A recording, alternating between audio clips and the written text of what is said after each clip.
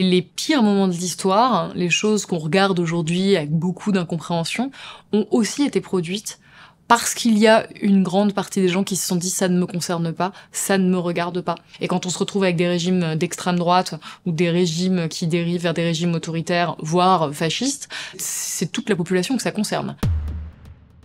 L'extrême droite, déjà, c'est très large, ça représente bien sûr des partis, Rassemblement National, Reconquête, mais c'est aussi des mouvances, c'est aussi des groupuscules plus radicaux, c'est tout cet ensemble-là qui se base sur un même socle idéologique. Ça représente pour la société un danger, bien sûr un danger démocratique, un danger en termes de menace des institutions, un danger aussi bien évidemment en termes de liberté de la presse, et ensuite c'est un danger pour toutes les minorités, car dans tous les pays où l'extrême droite arrive au pouvoir, elle participe à opprimer les minorités que sont bien sûr la communauté LGBTQIA+, les étrangers, les personnes racisées et les femmes. L'extrême droite, par essence, est opposée à la devise républicaine de liberté, égalité, fraternité. Sa vision du monde est une vision discriminante, bien éloignée de la fraternité qui est sur les devantures de nos mairies, qui est dans notre devise. En fait, c'est une vision du monde qui consiste à hiérarchiser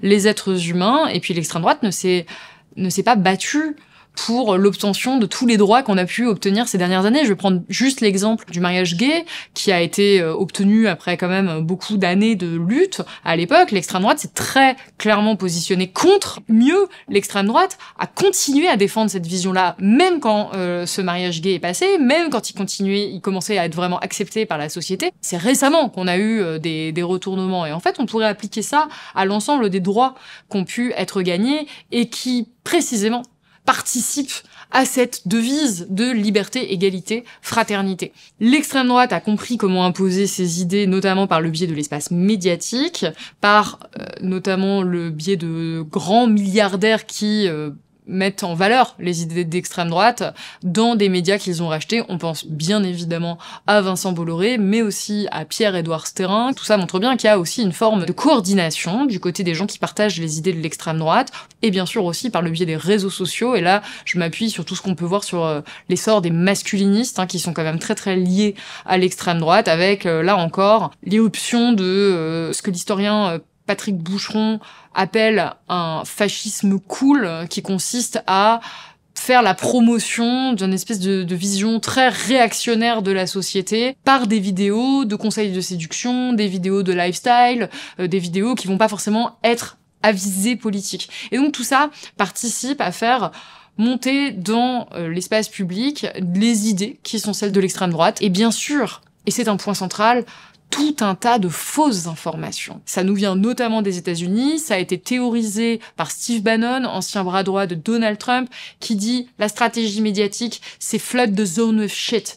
Inonder la zone de merde. Parce qu'en balançant des extravagances, des propos complètement outranciers ou de fausses informations, on sature l'espace public soit d'une indignation en réaction, soit d'une très très grande confusion, mais la réalité à la fin, c'est qu'on va parler de ça. Et que pendant qu'on parle de ça, on ne parle pas d'autres grands sujets de société, de sujets sociaux, on ne s'informe pas, on ne transmet pas la connaissance. Le résultat, c'est que plus personne ne sait quoi croire, et qu'il y a même une sensation d'étouffement de toutes ces polémiques. Il y a des personnes qui se disent « je veux même plus regarder ». Et une fois qu'on a des personnes qui sont profondément engoncées, enfermées dans des réalités qui n'ont plus rien à voir, qui ne partagent même plus en fait ce qu'est notamment la réalité scientifique, le savoir, qui est quand même très très attaqué par l'extrême droite, ces personnes-là ne peuvent plus se parler. Mon combat à moi, c'est de dire gardons une réalité commune, essayons d'avoir des discussions sur lesquelles on a certes plein de désaccords, mais où on se base sur des faits vérifiés. Par exemple, le Rassemblement National a fait la demande à plusieurs médias de ne plus être qualifiés d'extrême droite. Il y a cette volonté de se réemparer des qualificatifs et d'imposer d'autres termes. Donc ça va être ensauvagement, wokisme, droit de l'homisme, tous ces termes qui ont été quand même popularisés par l'extrême droite et qui sont infusés dans l'espace médiatique, dans le langage commun. Et la victoire de l'extrême droite, c'est précisément que des personnes qui ne sont pas d'extrême droite commencent à employer ces termes. Dans l'histoire et de manière contemporaine également, On ne bascule jamais, du jour au lendemain, dans un régime fasciste ou dans un régime autoritaire. C'est quelque chose qui s'installe doucement, qu'on ne voit pas venir, qui ne s'annonce pas, et c'est précisément ce qu'essayait de décrire Umberto Eco dans son essai sur lourd fascisme, cet intellectuel qui avait survécu au fascisme en Italie et qui disait « Attention, le fascisme peut revenir, mais sous d'autres formes, avec d'autres apparats, et il ne s'annoncera jamais comme tel, et c'est pour ça qu'il est si important de le reconnaître, d'en reconnaître les symptômes. Quand on constate toutes les dérives à l'œuvre, je pense qu'il est sain de s'indigner, et que parfois on a eu tendance à stigmatiser l'indignation, à dire que c'était quelque chose de vain, alors que l'indignation a aussi des vertus quand elle est informée. Donc la première étape, c'est de vérifier l'objet de son indignation, très important, et ensuite de passer à l'action. Ça peut être la diffusion de l'information autour de soi, à ses proches, ça peut être soutenir la presse libre, ça peut bien sûr être de discuter avec des personnes autour de soi qui semblent isolées ou qui semblent prises dans des boucles de fausses informations. Ça peut être de s'engager dans une association, ça peut aussi être tout simplement de créer des chansons, de créer de l'art, mais le plus important, c'est de surtout pas rester dans l'inaction.